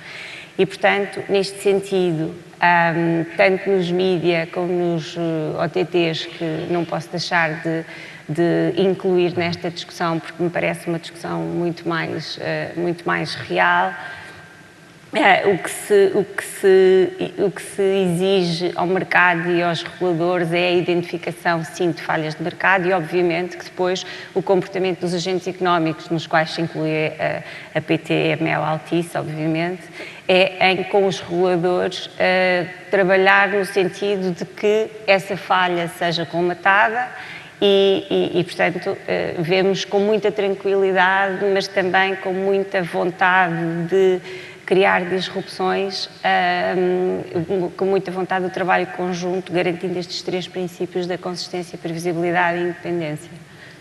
Helena, ontem a doutora Rosa Colel falou de uma questão de sobrevivência para o setor, para alguns grupos de mídia, e do outro lado o doutor Francisco Pedro Balsemão falou de level playing field e de uma preferência por concentrações horizontais e não verticais. Como é que olha para estas questões? Neste caso específico desta operação, o que é que está em causa? Olha, em relação a esta operação, o Dr. Francisco Pedro Balsemão também referiu as consequências nefastas. Eu pegava mais por aí. Esta operação não pode ser aprovada. Cria tantos e tão graves problemas de concorrência e de pluralismo, e um deles é a viabilidade dos mídia, precisamente, que não tenho dúvidas nenhumas que a ERC e a Autoridade da Concorrência não podem aprovar, e não podem aprovar nem com compromissos. Os compromissos não resolvem o problema. Aquilo que se passa, no fundo, e posso resumir, é que estaríamos a regredir, portanto, era um regresso ao passado. Enquanto que antes os operadores alternativos tinham que pedir à PT acesso às suas redes para chegarem ao cliente final, agora o que ia acontecer é que os operadores alternativos teriam que pedir à PT Altice acesso aos conteúdos que os clientes mais querem ver, os preferidos, para conseguirem oferecer esses conteúdos aos clientes finais. Esta operação, assim, em 3 grandes blocos, cria 3 grandes problemas, além outros muitos mais, não é? Mas eu estou aqui para apresentar a nossa perspectiva, nomeadamente o acesso aos canais e conteúdos TVI, nomeadamente o acesso ao espaço publicitário que o Grupo Mídia Capital / Altice oferece, e é o maior oferente, e o acesso à informação dos concorrentes que a Altice vai poder ter e vai poder usar em seu proveito. Em relação ao primeiro, deixe-me dizer-lhe que isto, no fundo, o que se passa é que nós vamos ter que, enfim, vai estar na mão de um dos nossos maiores concorrentes os conteúdos que os clientes querem ver, os conteúdos preferidos dos consumidores. E em relação a isto, que fique bem claro, em relação ao caráter essencial, must-have dos TVI, os TVI são os líderes, quer em sinal aberto, quer no cabo. Tem shares de audiências que vão até aos 27%. Isto até pode parecer pouco se pensarmos em cotas de mercado, mas são shares de audiências, são medidos de formas diferentes. E se quisermos comparar, por exemplo, com os líderes de cabo, o ano passado, isto foi a Anacom que o disse muito bem, a Anacom teve um belíssimo trabalho no seu parecer, os líderes do cabo foram SIC Notícias, CMTV, Hollywood, tiveram shares de 2,5%. Perguntavam, então e os Fox? Esses é que nós vemos, os Fox, os AXN, os Pandas, tiveram shares de 1,5%. Portanto, é assim que compara. Os TVIs são aqueles canais que tipicamente têm conteúdos de mais longo formato, telenovelas, talent shows, que prendem as audiências, não é? Por mais tempo. São os canais em língua portuguesa com os atores portugueses. A Plural, que é a maior produtora de conteúdos, tem contratos de exclusividade com alguns dos principais atores, portanto, os conteúdos nem sequer são necessariamente replicáveis. Estamos a falar dos canais que mexem com o povo português, que maior afinidade tem com o povo português. E, portanto, um concorrente nosso controlar este tipo de conteúdos é grave e não dessossega minimamente que a Altice, no início, no comunicado da CMVM, tenha dito, bem, eu ofereço um compromisso, eu mantenho a plataforma aberta, não sei bem o que isso quer dizer, ou agora nestas últimas notícias dos mídia, que oferece compromissos para resolver os problemas de concorrência e os problemas de pluralismo, e se quiser eu já lá vou aos problemas de pluralismo, que envolve liberdade de expressão, independência dos jornalistas, viabilidade dos mídia, enfim. os compromissos, isto não sossega minimamente, porque nós estamos a falar de estratégias que podem ir não só desde o típico bloqueio do acesso ao canal, encarecer o acesso ao canal, mas estamos a falar de estratégias, eu não estou aqui para dar ideias, mas estamos a falar de estratégias que podem ir desde colocar o preview exclusivo da telenovela na box da Mel, passar com 2 ou 3 dias de antecedência a alguns episódios, tirar funcionalidades de catch-up e aquelas coisas que os clientes valorizam quando disponibilizam aos concorrentes, quer dizer, N formas. E o que é que vai acontecer? Nós vamos andar num jogo do gato e do rato, se isto fosse aprovado, com compromissos, em que temos a Altice a desenhar estratégias e temos os reguladores a correr atrás a ver se há possíveis infrações. Sejamos sérios, isto não funciona. Não funciona de todo. Portanto, não nos sossega quando digo a operação não pode ser aprovada e os compromissos não resolvem, é isto que quer dizer. E diga-me, não há compromisso que garanta a plataforma de igualdade que temos hoje. Não há compromisso. E isso verifica-se nos outros 2 blocos que disse. O bloco do acesso a espaço publicitário, aqui vou ser muito rápida. A Mídia Capital é o maior oferente neste momento, na televisão, na rádio, no digital. No digital não é o maior, mas enfim, tem uma posição no IOL. Com a integração com a Altice, vamos ter um reforço de poder de mercado, ok? E é esse o critério, não é uma questão de indícios até. O que é que vai acontecer? Nós, para um operador de telecoms qualquer, todos nós que estamos aqui sentados, é fundamental fazermos campanha 360. Temos que publicitar na televisão, temos que publicitar na rádio, temos que publicitar no online, quer os internacionais, quer os meios nacionais. E, portanto, o que é que vai acontecer? Vamos ter que lidar com o nosso maior concorrente, vai se tornar um parceiro comercial obrigatório. E, mais uma vez, podemos estar a falar de estratégias tão simplistas como bloquear não tenho espaço, mas deixe-me dar-lhe um exemplo. Que incentivo é que a Altice Mel tem de colocar o anúncio da Vodafone no spot melhor antes do telejornal ou no intervalo da telenovela, porque são esses os conteúdos que as pessoas veem linearmente, e não colocar o da Mel? Nenhum. É a mesma coisa em relação ao acesso à informação dos concorrentes. E aqui vou-lhe dar um exemplo, porque há muitos mais. Eu podia ficar aqui até amanhã. Nós temos que entregar as nossas bobines, os nossos filmes publicitários às televisões com pelo menos 72 horas de antecedência. Esta é a regra que está tabulada, porque as televisões precisam de organizar a sua grelha, enfim, precisam de organizar os seus conteúdos. 72 horas antes, e às vezes reduzem para 48, mas se eu quiser pôr um anúncio na televisão segunda-feira, tenho que entregar quarta-feira anterior. Se eu quiser pôr um anúncio, vamos imaginar uma promoção, 2 mensalidades, uma coisa que seja estruturante para o setor, um 6P, basta à Mel saber com 3 horas antes o que é que nós vamos fazer, que reformula o seu site. Nem sequer precisa de 24, 48 ou 72 horas. Isto anula por completo a vantagem competitiva. E vai-me falar em compromissos quando basta pegar num telemóvel, filmar um ecrã e dar ao colega da Mel? Quer dizer, não é? Isto é grave para Portugal, isto é grave para o mercado e para a democracia, e aí temos os temas do pluralismo, que há critérios jurídicos que estão preenchidos para o chumbo. Isto é grave para o futuro do mercado, porque se nós vemos lá fora e cá dentro, que cada vez menos vemos linear e vão entrar OTTs, lá fora já existe, cá em Portugal ainda não há OTTs que ofereçam canais portugueses e conteúdos, mas é o futuro, não é? Que incentivo é que este grupo tem de dar os canais e estes conteúdos a um OTT? Nenhum. E finalmente, só para fechar, se isto for aprovado, vamos criar incentivos para haver movimentos idênticos. E diga-me, Portugal quer, se um cliente quer ver a TVI, tem que aderir a um operador, se um cliente quer ver SIC, tem que aderir a outro. Isto é uma balcanização dos conteúdos. É isto que queremos. Filipa, partilha destas preocupações também estão... Se tivesse sido eu a escrever, não tinha escrito melhor. A nós está preparada para fazer movimentos idênticos, caso seja necessário? Vamos atrás um pouco. Eu não vou repetir o que a Madalena disse. A Madalena resumiu aquilo que poderá ser o Input Foreclosure total e parcial. Penso que as pessoas na sala sabem bem do que é que se trata. O Customer Foreclosure total e parcial. Eu, se calhar, pegava em duas ou três ideias para completar aquilo que a Madalena disse. Obviamente que nós achamos que a operação não deve ser aprovada. Temos lutado por isso todos os dias, desde que tivemos o conhecimento da operação. 2 ou 3 notas mais intuitivas, talvez, para a nossa audiência. Esta operação, quando nós olhamos para o panorama internacional, nós vemos que existem algumas operações na cadeia de valor que vão acontecendo. Mas não há um padrão. temos um OTT a fabricar conteúdos, temos um distribuidor a tentar juntar-se a um agregador, temos, enfim, há vários tipos de... Mas não há nenhuma tendência, nem uma realidade para a qual possamos olhar e dizer existe aqui um benchmark, existe aqui podemos antecipar o que é que vai acontecer. Isso é uma nota bastante importante. A segunda nota bastante importante que eu gostaria de deixar é que as 2 ou 3 operações que conhecemos, nenhuma delas está sequer remotamente próxima daquela de que estamos a falar. Podemos ver a operação da Bélgica, podemos ver nos Estados Unidos uma operação altamente discutida, que está há mais de um ano a ser discutida entre senadores e operadores e Secretaria de Estado da Justiça, enfim.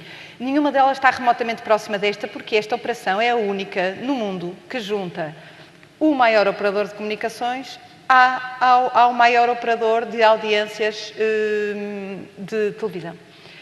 Operador esse que em Portugal assume uma relevância extrema, porque tem 27 ou 28% de cota, nos meus números, eu escrevi 28, tu escreveste 27,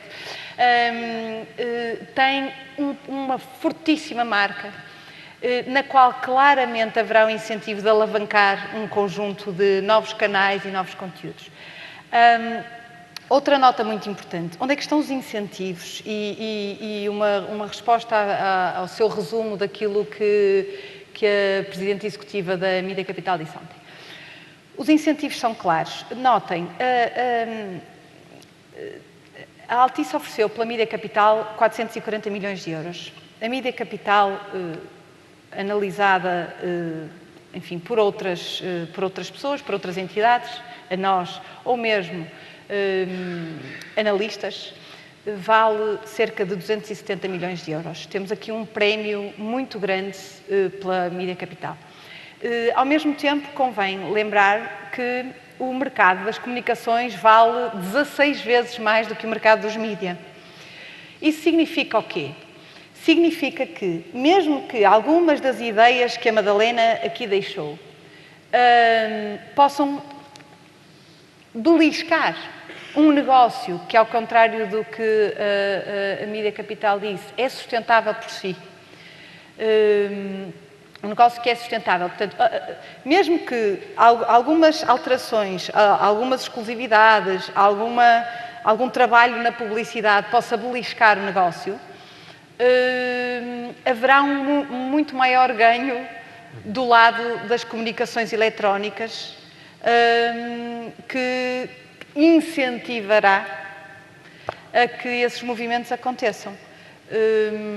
Portanto, a Mídia Capital dizia ontem, nós não temos incentivo nenhum em não ter na MEO todos os canais, na medida em que isso possa beneficiar a MEO pela exploração de exclusivos e na medida em que haja uma estratégia de exploração de exclusivos, eles poderão querer manter o generalista, enfim, mas poderão querer prejudicar os canais da SIC.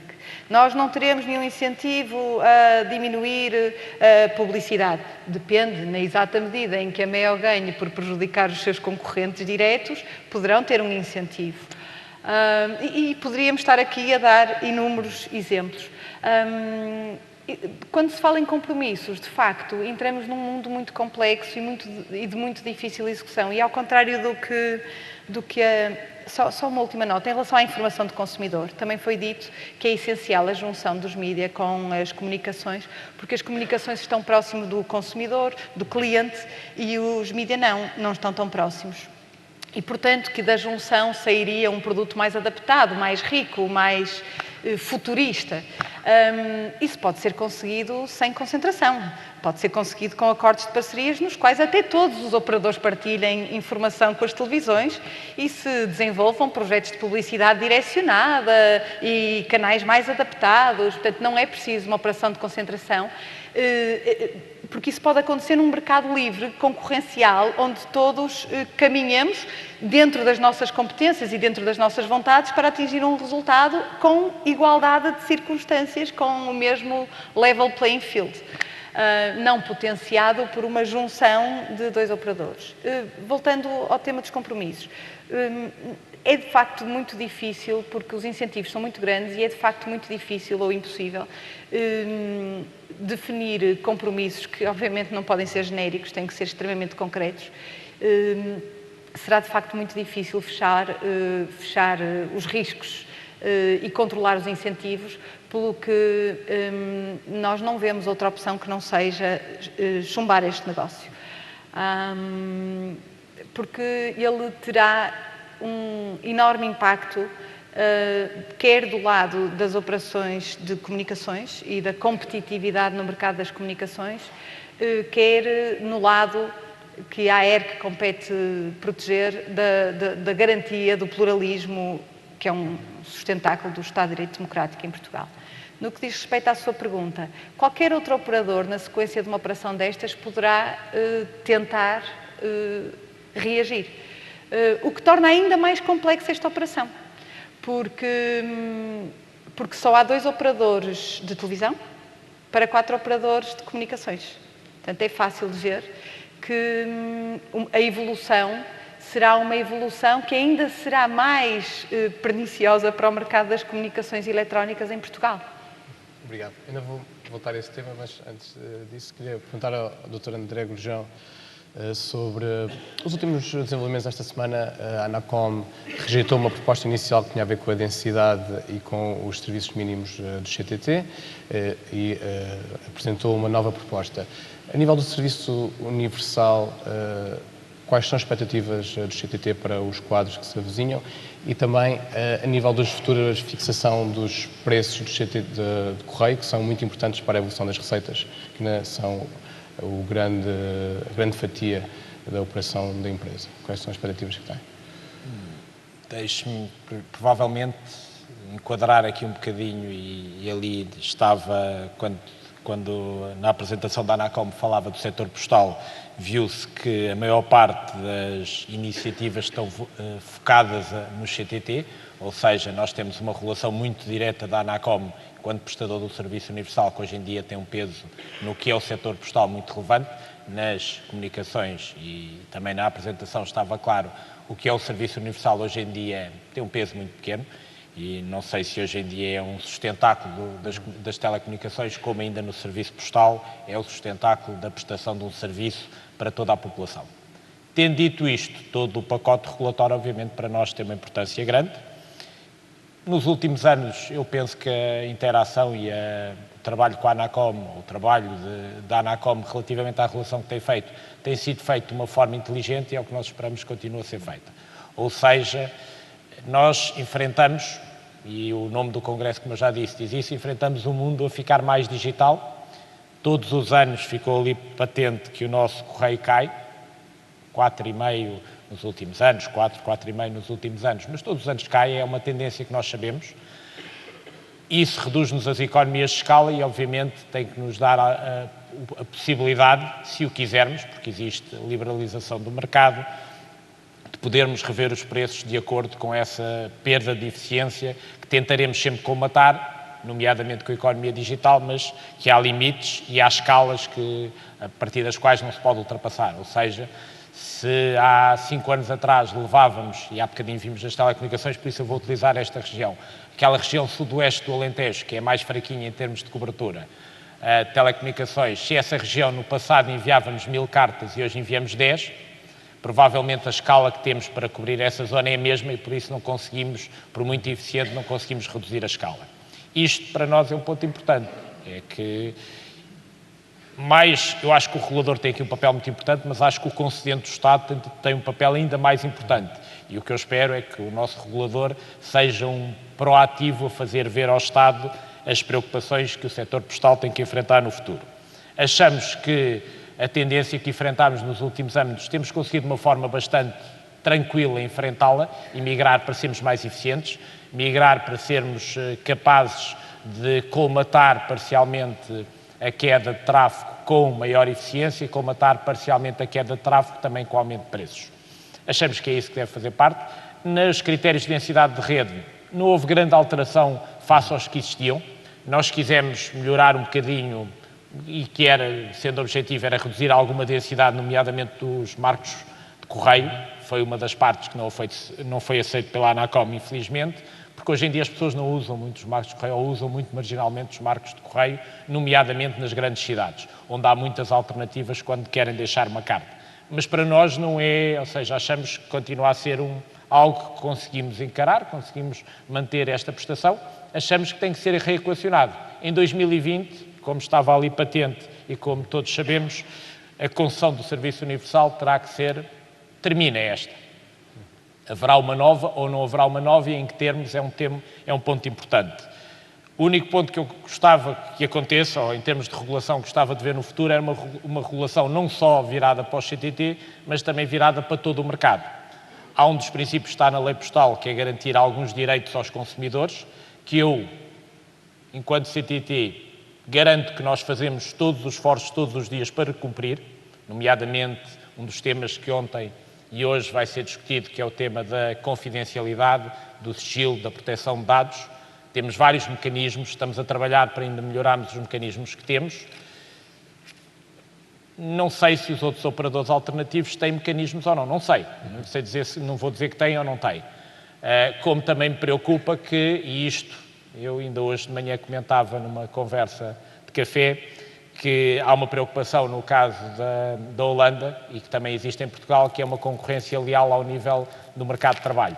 Como sabemos, nós, empresas mais estabelecidas, temos várias obrigações laborais com as quais cumprimos e com as quais nos sentimos obrigados a cumprir. Muitas das vezes a concorrência que surge não tem este nível de preocupação, o que vai fazer com que a qualidade do trabalho e a qualidade do serviço se degrade para todos. A tendência é, se não conseguimos que seja igual ao nível que temos hoje em dia, provavelmente migraremos para o nível que temos pior. E isso é mau para o consumidor e eu, mais uma vez, eu acredito que a regulação tem que ser vista tendo em conta o consumidor, tendo em conta que o consumidor deve ter o direito de opção, físico, digital, omnicanal, o que ele quiser, e deve ser feita para que sustente o Serviço Universal Postal como uma das alternativas que o consumidor terá. O tempo já está a acabar e nem sequer falámos do acesso progressista à fibra, mas antes disso queria ainda perguntar à Sónia, fazer um bocadinho follow-up do que foi dito até agora. Nesta questão de fusões e aquisições entre mídia e telecoms, estamos perante um pesadelo regulatório, é regulável, há questão até por vezes de nem sequer se perceber bem exatamente qual é o problema de que estamos a falar. Há remédios possíveis que possam funcionar nestes casos? Eu, desta vez não vou responder diretamente à sua pergunta sem antes fazer uns comentários prévios.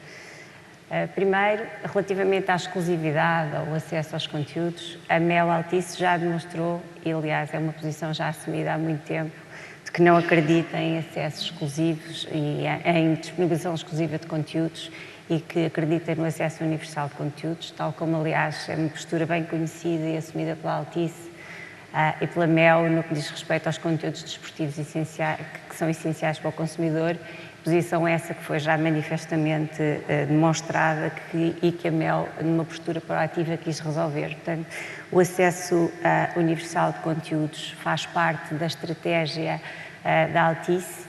A Altice assenta, e isso é transparente, foi transparentemente anunciado em várias geografias, aliás, está a ser transportada para Portugal a estratégia que já está a ser utilizada em outros países pelo Grupo Altice, que é uma estratégia assente na convergência, telecomunicações, conteúdos e publicidade, e acreditamos que isso é mesmo o futuro no sentido de promover a produção de conteúdos nacionais, porque de facto mantendo o status quo, temos um problema para resolver, porque temos, de facto, necessidade de investimento nesse tipo de conteúdos e na produção de conteúdos em português, porque há aqui uma aposta também clara da Altice no mercado português e em Portugal. E depois há aqui também que ter em conta que qualquer investimento, naturalmente, se espera o respectivo retorno e, portanto, há aqui um conjunto de temas que para mim são um bocadinho teóricos do ponto de vista da teoria do direito à concorrência, mas depois na prática, se nós formos ver naturalmente que há aqui uma necessidade e uma vontade de retorno de investimento apostando num país que é Portugal, e isso é uma vontade manifesta com esta operação.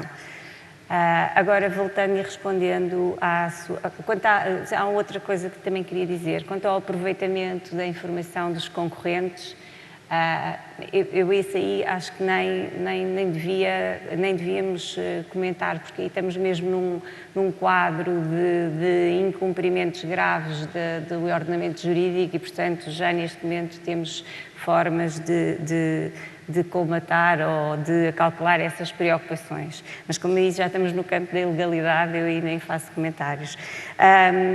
Quanto aos possíveis ou necessários compromissos, nós acreditamos, e aliás, como eu disse na primeira resposta relativamente a este tema, nós acreditamos claramente nos reguladores que temos em Portugal.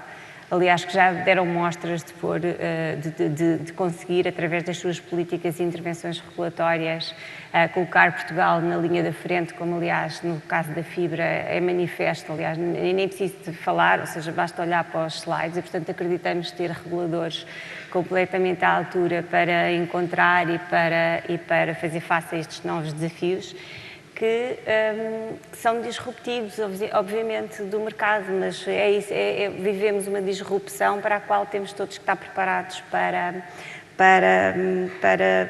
vencer e, portanto, acreditamos sim que há níveis e possibilidades de trabalho conjunto entre o mercado e os reguladores setoriais, no sentido de ser possível este tipo de disponibilização de cada vez melhores serviços, conteúdos aos consumidores e, em última palavra, de fazer face a um mundo que, de facto, estamos aqui todos a esquecer, que é a forma de podermos concorrer globalmente com os tão chamados, os tão nomeados OTTs e, portanto, parece-me natural esta estratégia de encontrar formas de concorrência com esse tipo de operadores, já que não posso estar aqui a falar com eles sobre custos de regulação e sobre proteção ao consumidor e, portanto, faz parte de toda esta estratégia de tentar encontrar formas de concorrência global.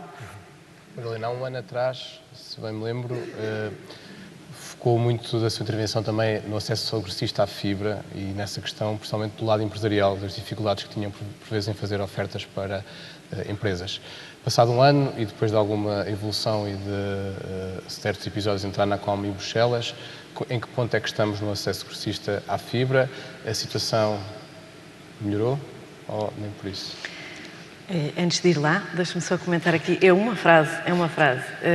Alguém falava ontem, you need to walk the talk. O track record da Altice em termos de cumprimento de compromissos não é brilhante. É só aqui um pequeno à parte. Vamos então à sua pergunta. Eu acho que não vale a pena falarmos no passado.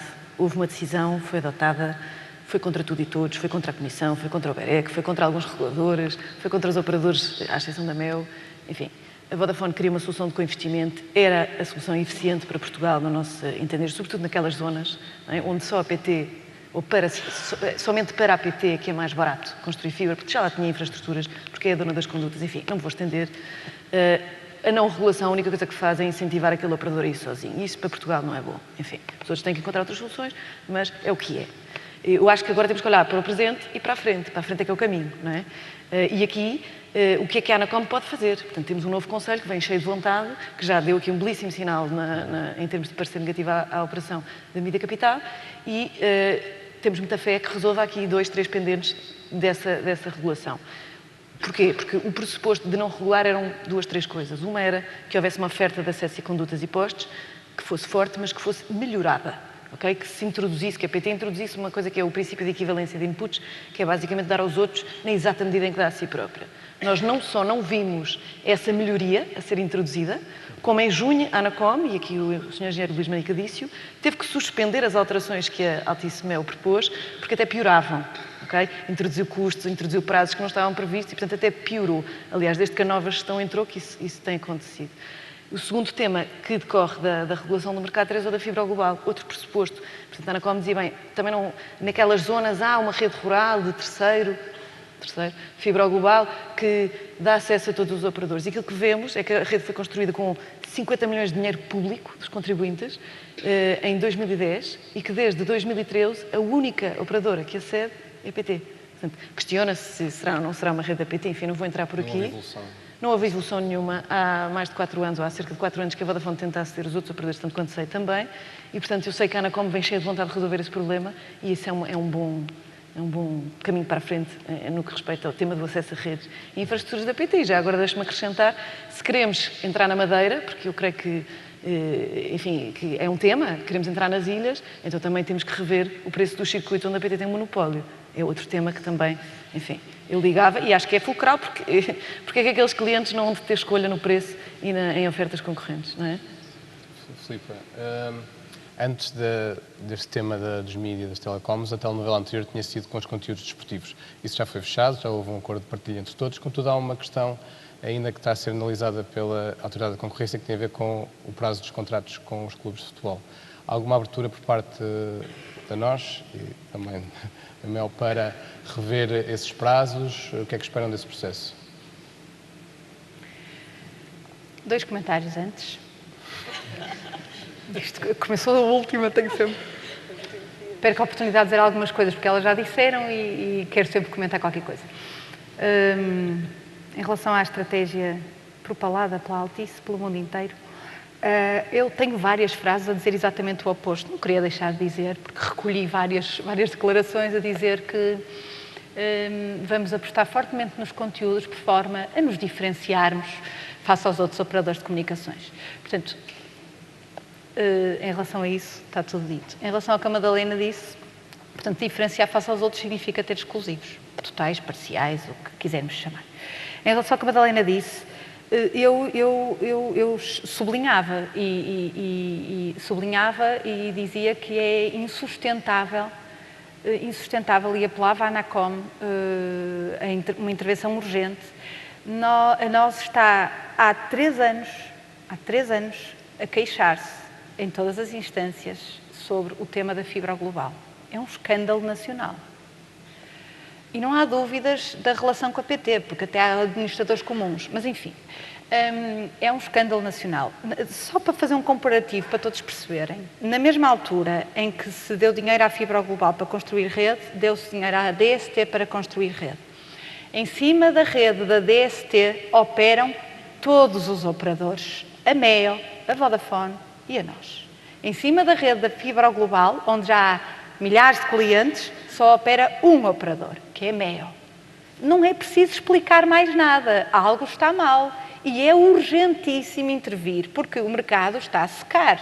Porque quando nós lá formos, no dia em que alguém resolver o tema, e nós lá formos bater à porta, os clientes estão fidelizados na MEO, que já lá foi e já lá está, há 3 anos. Pronto. Portanto, não podia deixar de sublinhar. No que diz respeito à ORAC e à ORAP, urge intervir. Foi uma excelente decisão, corajosa e importantíssima, a da suspensão das ofertas, portanto, que a Anacom tomou em junho, mas agora temos que dar o passo à frente, discuti-la e pô-la totalmente operacional, com a equivalência de inputs operacional para os restantes operadores. No que diz respeito à pergunta dos conteúdos, deu-me um certo gozo ouvir a Sónia dizer que tinha tido a iniciativa de partilhar os conteúdos. Foi quase. A iniciativa pertenceu a nós. Pronto. E é natural que eles tenham aderido, porque havia um certo desequilíbrio sobre a quantidade de conteúdos que estavam de um lado e do outro. Mas, dito isto é só a parte da graça. Dito isto, foi muito positivo. Dito isto, foi muito... Não, é uma questão de negociação de mercado. Dito isto, foi muito positivo e acho que é um excelente exemplo.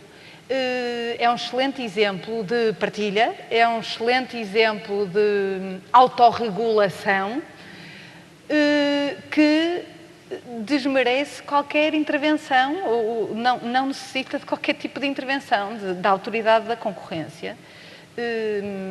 E, portanto, nós não estamos a aguardar nenhuma intervenção extraordinária da autoridade da concorrência e aguardamos serenamente, se eles entenderem conversar connosco, aguardamos serenamente sobre o que quer que queiram propor, sendo que o que quer que queiram propor não pode prejudicar o equilíbrio entre os vários mercados que estão aqui em discussão.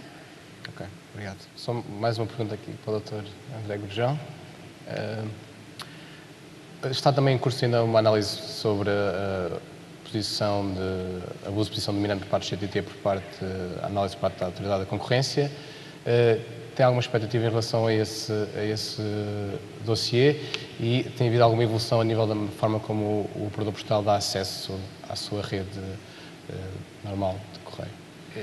Eu já acho que penso que foi há 2 anos, já disse, o CTT sempre deram acesso à sua rede. Qualquer empresa em Portugal pode ter acesso à nossa rede. Operadores, nós lançámos um acesso a operadores à rede postal e à infraestrutura que, curiosamente, a empresa que se queixou à Autoridade da Concorrência não usa. Neste momento, até praticamente, temos muito pouco uso desse acesso à nossa rede. E eu continuo a utilizar o outro acesso que nós disponibilizamos para qualquer cliente. Eu acho que isto não é uma questão, eu acho que no mundo inteiro tem-se visto tipos de acesso que foram solicitados por parte dessa empresa que fez a queixa à Autoridade da Concorrência, não existe exemplos, e os casos que existiram foram revertidos pelo impacto que isso tem, primeiro, na segurança da rede, na eficiência da rede, e o Serviço Postal, já há bocadinho eu comentei, um dos desafios que nós temos é sermos eficientes à medida que o tráfego cai, e, além do mais, também tem muito a ver com a sustentabilidade global deste serviço. Um dos temas que eu acho que vai ter que ser pensado na nova diretiva é qual é que é o papel da concorrência que se quer neste serviço, ou seja, uma concorrência que faz uma concorrência global. Eu diria que é positiva, é sempre positiva a concorrência. Não sei se é fácil num setor que está em queda e que para o prestador do Serviço Universal, que tem grandes economias de escala, que cada vez tenta utilizar essas economias de escala, diversificando-se para negócios como o comércio eletrónico, que estamos a fazer, quer para o desenvolvimento do Banco Postal, Banco CTT, como forma de utilizarmos a rede de acesso ao cliente final, ou a rede de postos de correio, ou de estações de correio, ou como nós chamamos, lojas CTT. Estes desafios todos, o prestador do Serviço Universal tem hoje em dia no mercado que está a contrair. Um novo operador a entrar é um desafio muito grande conseguir competir num mercado que cai 4% ao ano, pode cair um bocadinho mais, pode cair um bocadinho menos, mas esse é o grande desafio que nós temos. E eu acho, estamos muito tranquilos relativamente ao processo, achamos que, como eu já disse, sempre demos acesso, nunca tivemos abuso de posição dominante, acho que temos condições, tenho a certeza absoluta que temos condições igualitárias para todos, quer para clientes, quer para utilizadores da nossa rede ou outros prestadores do Serviço Universal, para as regiões onde eles não consigam servir diretamente. Achamos e gostaríamos que, se houver concorrência, que ela também faça concorrência direta, ou seja, com uma rede montada, pelo menos em parte do nosso país. Hoje em dia temos um prestador, curiosamente, que migrou do serviço de comércio eletrónico ou do expresso, do negócio de expresso, para os serviços postais, o que tem algumas sinergias. Nós estamos a fazer um pouco a migração ao contrário, porque o negócio das encomendas é o que está a crescer mais neste momento, é o que está a crescer neste momento, mas é esse tipo de concorrência que eu acho que deve ser promovida, é esse tipo de concorrência que eu acredito que a diretiva e a lei postal quis promover e quer promover. Como eu disse, é um desafio grande, se para nós é um desafio a sustentabilidade do Serviço Universal, é um desafio num mercado que está em contração, encontrar novas formas de crescer.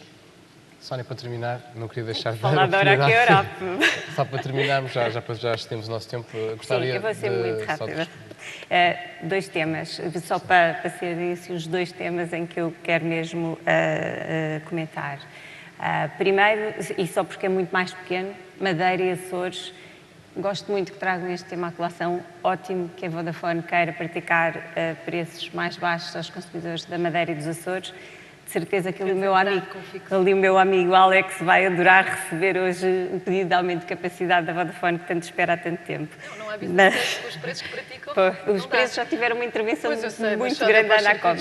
Todos conseguiram um aumento de capacidade, o Alex está à espera da Vodafone neste momento. Já explicamos. Segundo tema, Oracle Orap. Nós, e na nossa posição relativamente a todo o tema da fibra, manifestamos e temos vontade e compromisso de cumprir naturalmente, mas de ir além até do comprometimento no sentido de aproximar as ofertas da equivalência de input, e isso está assumidíssimo que o compromisso temos. Há aqui alguns temas que nós queremos resolver e que já endereçámos à Anacom, porque existem algumas dificuldades que decorrem não de não termos uma equivalência de input nas ofertas, mas decorrem, se calhar, de algumas faltas de interpretação de alguns dos termos das ofertas. E eu estou a dizer isto porque equivalência de input não é com propriedade, ou seja, a propriedade das condutas e dos postos não podem ser postas em causa e, portanto, tem que haver regras de acesso, regras essas que são claríssimas e são muito transparentes. E, portanto, esta aproximação à equivalência de input tem que trazer, naturalmente, uma maior exigência também ao nível dos operadores que acedem. E não haver uma utilização completamente indevida das infraestruturas da PT, sem pedidos de intervenção, sem todos aqueles procedimentos que nós próprios cumprimos na nossa casa e na nossa rede e, portanto, os outros operadores, obviamente, que também têm que os cumprir. Portanto, um poste existe, o poste é da PT, não está em compropriedade com todos os operadores do mercado e, portanto, há um conjunto de situações concretas que já foram endereçadas à Anacom e que aguardamos a todo momento poder reunir com a Anacom para dar e demonstrar todos estes dados relevantes e informações que temos e fotografias que demonstram a necessidade de intervenção não só ao nível da PT, mas ao nível das beneficiárias das ofertas. Comentários rápidos.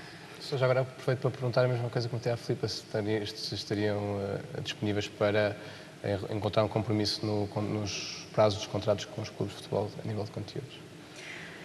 Nós, nesse tema estamos, aliás, eu acho que a forma de ver esse tema é a forma da PT ver esse tema é a forma como vê os outros, ou seja, estamos obviamente tranquilos e endereçaremos qualquer tipo de intervenção, compromisso no contexto em que ela existir.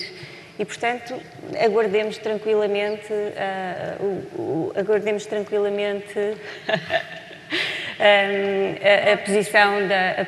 qualquer posição de qualquer regulador e trabalharemos nesse sentido no devido contexto. Muito obrigado. Temos que terminar aqui. Queria agradecer aos membros do painel e agradecer a todos pela vossa presença e espero que tenham gostado do debate. Obrigado.